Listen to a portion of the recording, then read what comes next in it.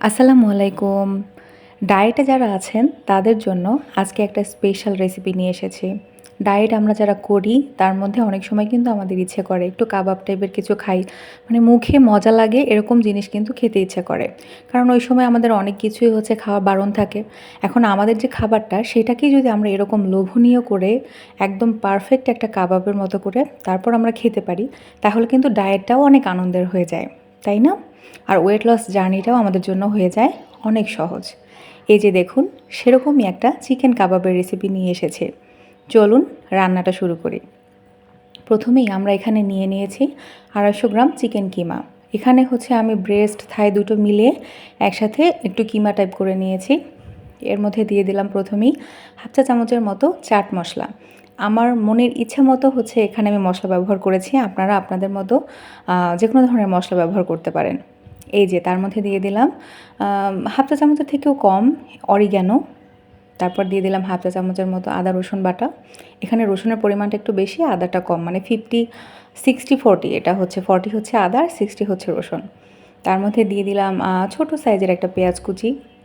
তারপরে এটার মধ্যে হচ্ছে অ্যাড করে দেব আমরা 1 টেবিল চামচের মতো ধনিয়া পাতা। তারপর এটার সাথে দেব হচ্ছে স্বাদ মতো কাঁচামরিচ কুচি। এই যে কাঁচামরিচ কুচি অ্যাড করে দিলাম। আচ্ছা, চাট মশলাটা কিন্তু একটু আস্তে আস্তে করে আমি রেখেছি, মানে সেরকম মানে চিলি ফ্লেক্সের মতো একটু আস্তে আস্তে করে চাট মশলাটা ব্যবহার করেছি। আচ্ছা, এখন দিয়ে দিলাম 1 চা চামচের মতো সয়া সস আর হাফ চা চামচের মতো এখানে ওয়েস্টার সস। ওয়েস্টার সসটা না থাকলে আপনারা স্কিপও করতে পারেন, কিন্তু সয়া সসটা ব্যবহার করার চেষ্টা করবেন।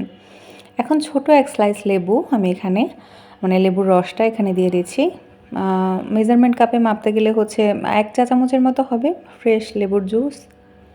তারপর এখানে অ্যাড করে দেবো হচ্ছে 2 চা চামচের মতো বেসন।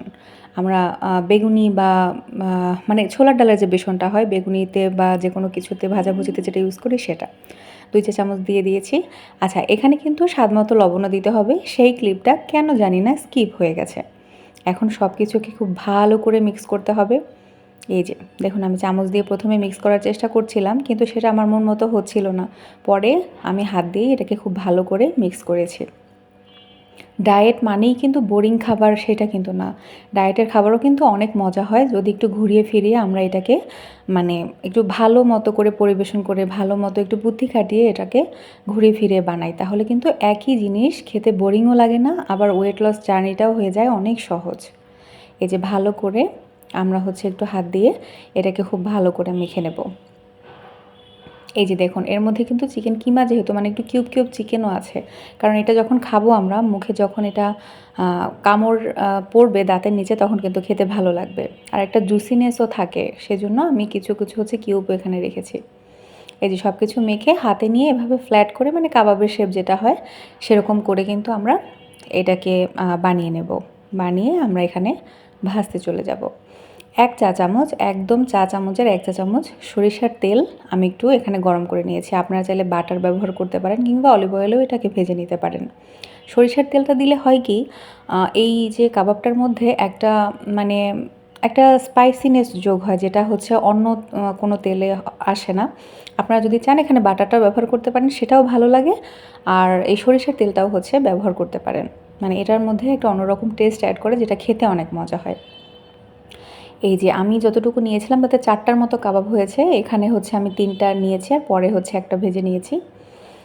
প্রায় 2.5 থেকে 3 মিনিটের মতো এক সাইড আমরা স্লো কুক করেছি, যেহেতু এখানে তেল নেই আমাদের হচ্ছে একটু চুলার আঁচটা কমিয়ে এটাকে হচ্ছে একটু ধীরে সুস্থে এটাকে ভেজে নিতে হবে। এই যে এক সাইড যখন এরকম গোল্ডেন হয়ে আসবে তখন দেখবেন যে এই চিকেনটা থেকে কিন্তু অনেকটা পানি ছাড়বে। এই যে আমি উল্টে দিচ্ছি আর পানিটা কিন্তু দেখা যাচ্ছে।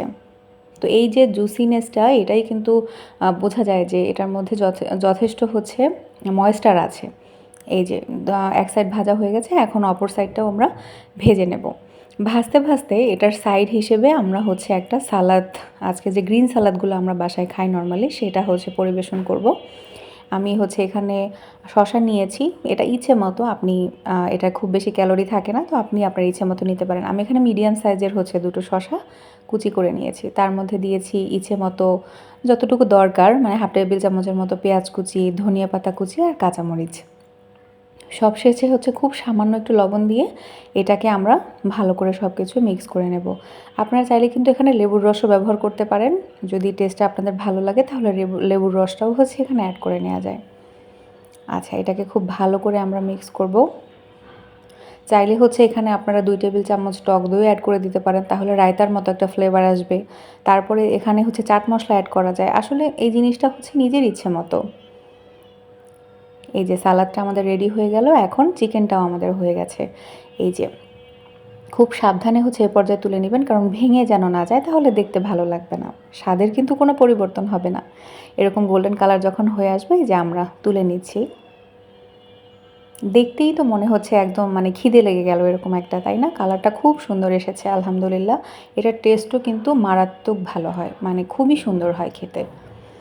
আর হচ্ছে এখানে যতটুকু আমি রেশিও ব্যবহার করেছি তাতে হচ্ছে পার সার্ভিংয়ে এক পিস কাবাবে প্রায় হচ্ছে 15 গ্রামের মতো প্রোটিন আপনারা পাবেন। তো এই পুরো 4টা কাবাব যদি আপনি খান তাহলে হচ্ছে আপনার মানে পেট ভরে যাবে আমি বলবো। এটা আমার লাঞ্চে ছিল। আর ভেতরটা কিন্তু অনেক ময়েস্ট থাকে, একদম ড্রাই হয়ে যায় না। এই জন্যই কিন্তু আমরা চিকেন কিউবগুলো ব্যবহার করেছি। এই যে আমি একটু খেয়ে দেখি। আলহামদুলিল্লাহ একদম পারফেক্ট হয়েছে আর ভীষণ মজা। সাথে হচ্ছে নেবেন একটু সালাদ। 2টা একসাথে খেলে এটার কম্বিনেশন হচ্ছে একদম, এটা যে আমরা একদম সামান্য তেলে ভেজেছি আর এটার যে খুব বেশি আহামরি কোনো মশলা ব্যবহার করিনি, বোঝার কোনো উপায় নেই। এটা কিন্তু ভীষণ মজার, ভীষণ মজার। আপনারা অবশ্যই বাসায় ট্রাই করবেন। আর কেমন লাগলো সেটা কিন্তু অবশ্যই আমাকে জানাবেন। এই যে এখন হচ্ছে আমরা একটু ঘুরিয়ে ফিরিয়ে আসলে দেখে নিচ্ছি। চিকেনটাকে আমরা বিভিন্ন রকমভাবে কিন্তু আমরা এভাবে মানে বানিয়ে এটাকে মুখরোচক করে হচ্ছে ডায়েটটা কিন্তু আমরা করতে পারি। আর আপনারা অনেকেই কিন্তু ভিডিও দেখেন কিন্তু সাবস্ক্রাইব করেন না, অনেকে লাইক করেন না। প্লিজ লাইক এবং সাবস্ক্রাইব করে সবাইকে দেখার সুযোগ করে দেবেন। আজকে এ পর্যন্তই। আল্লাহ হাফেজ।